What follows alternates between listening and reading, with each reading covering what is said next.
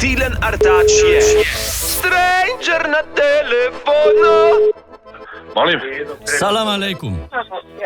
Alaikum salam. Zove me Tilen i zovem iz Slovenije u vezi Denis Audić.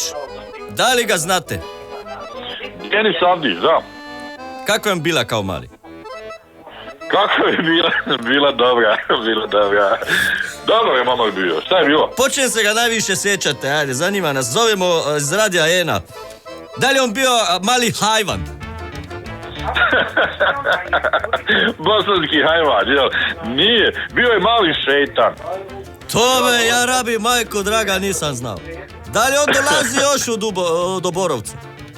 Dolazi. Dobro, a pa ima neku tako zanimljivu stvar, on kao je bio mali, kakav da je puno plakao. Nije. Se smijao?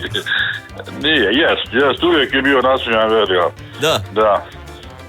Znači možemo potvrditi da je bio Denis Audić mali hajvan. Ne, hajvan, šeitan. Mali džavu. Šeitan, mali đavo, dobro. Da.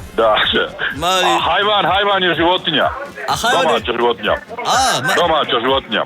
Dobro, znači šeitan, mali đavo. Mali đavo, ja šeitan, mali šeitan.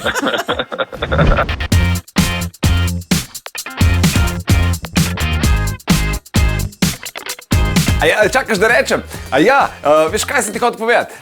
Če nas rad poslušaš zjutraj Denis Audić Show, polajkaj še Facebook, pa polajkaj še Instagram, polajkaj, kar lahko polajkaš, stari, sam polajkaj. Aj prav, polajkaj pa poslušaj, stisni like.